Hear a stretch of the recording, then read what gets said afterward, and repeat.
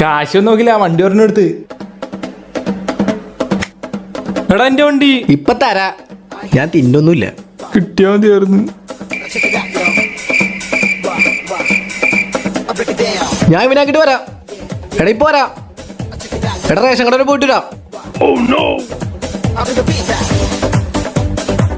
ഈ വണ്ടി അവിടെ കണ്ടിട്ടുണ്ടല്ലോ ഇവന്മാര്. A few moments later. എന്തെന്ന് വണ്ടിയാണത്? പെട്രോളും ഇല്ല, ഒരു മൈലേജൂല. എന്നാ കൊണ്ടോ നിന്റെ വണ്ടി. നിന്റെ ഒരു പുതിയ വണ്ടി.